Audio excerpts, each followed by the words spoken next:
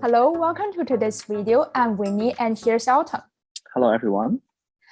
Today we are going to talk about the sexual orientation-based discrimination in Hong Kong. Discrimination includes distinction, exclusion, restrictions, or preference based on sexual orientation, or perceived sexual orientation stemming from stereotypical assumptions, which has the purpose or effects of nominating or impairing rights and freedoms. In 2010 research in Hong Kong, about 25% of sexual orientation minorities reported experiencing at least one type of discrimination in the last 5 years. Among the sample of employees, about 30% experienced sexual orientation-based employment discrimination in the past 5 years. The fact is not so optimistic as I thought, though there is an increasing focus on LGBTQ plus groups in Hong Kong. Yes. Here we received 2 news pieces from our journalists. Let's pass the time to Mickey to report the first case for us. Thank you, Elton. Janice, have you heard about the news where a university teaching staff's promotion was voided because of her sexuality? Yes, I have heard about it, and we are lucky to have them to talk about what happened.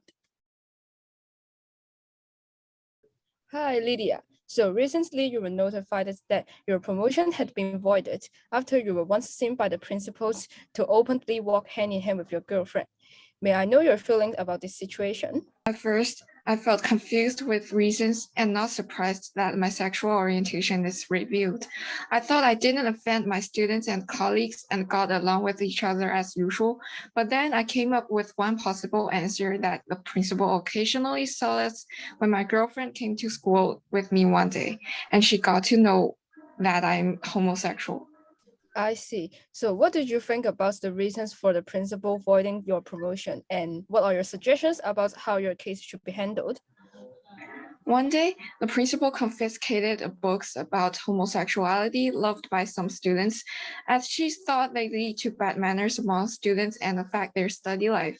I'm still suspicious with sexual orientation really does matter with quality of education. If possible, I would like to negotiate with the principal and try to change her mind. Hi, Chrissie. May I know your feeling when you spot Lydia? I was quite surprised once I knew that Lydia has a girlfriend because I didn't find a clue on that when I was working with her. I see. So does it affect your view of Lydia as one of the colleagues? I'm not sure.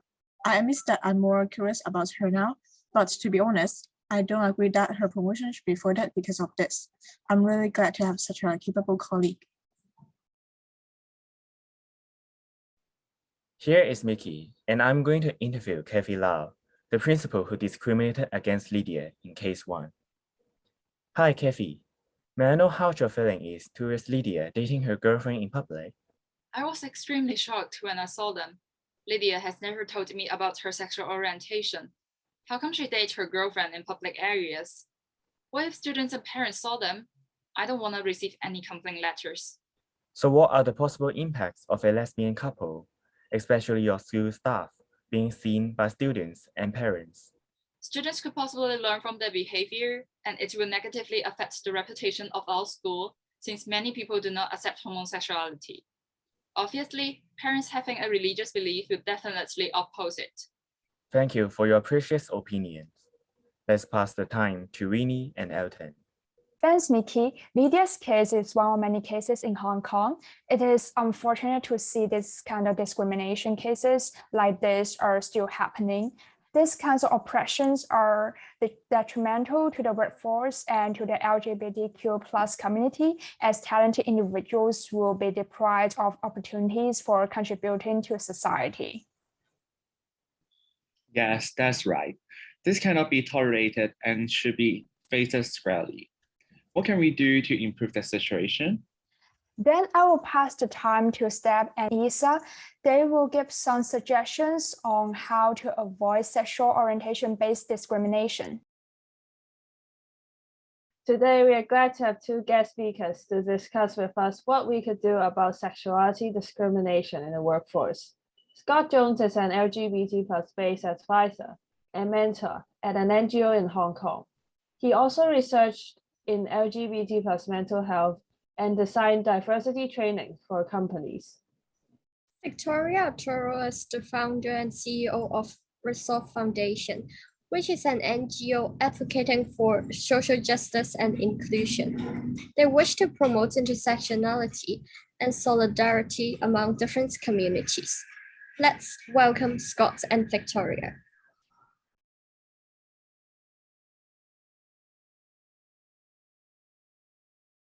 So I think the first step is really to educate yourself.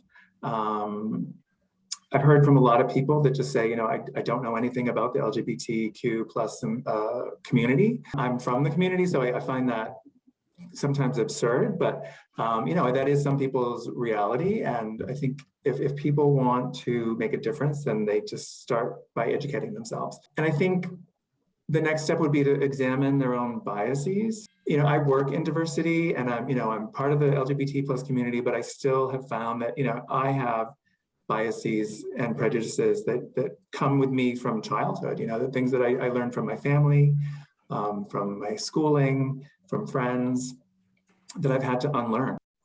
And then I guess the next thing I would say is just stand up, stand up and say things aren't okay. If you hear someone gossiping about someone's sexuality at work, or, if a trans person, people, make fun of them behind their back, or, if there's just some, seemingly benign jokes, that people think are perfectly innocent, just stand up and say that it's not okay, that you want to stand up for what you think is right. And of course it's scary, I think it's putting yourself out there, but, someone needs to lead by example. So, I think if more people did that, then the culture would change kind of, slowly, but surely. A lot of companies now have come out to support LGBT issues, which is great and a wonderful thing to see. I think translating oftentimes that comes from the diversity and equity and inclusion committees, and that is often seen as kind of an HR thing. So it's part of human resources. But how that can bridge across with their CSR, their corporate social responsibility work, I think is also powerful. So when corporates are looking to donate or they want to support charitable causes, can they support causes related to advancing gender issues and LGBT issues? And then the last thing is making note of commemorative days. I think commemorative days are very important to galvanize attention, or to use it as a way to create a safe space to talk about certain things. I think making note of those days to do something, an initiative in the company to foster conversations, maybe bring in external speakers to have fireside chats. Those are all very kind of practical things that companies can do. And when they do that, they signal to their employees that they care about this topic and that they're there to listen. Thank you, Scott and Victoria, for their input. We have learned that education is key to change. The general public should be educated about how to examine biases and start looking at the LGBT community in a new lens. It is also important for companies to take part in supporting underrepresented and marginalized groups, so as to break the vicious cycle of disempowerment in the workforce. By doing so, we can lower inequality levels and embrace the diversity of Hong Kong.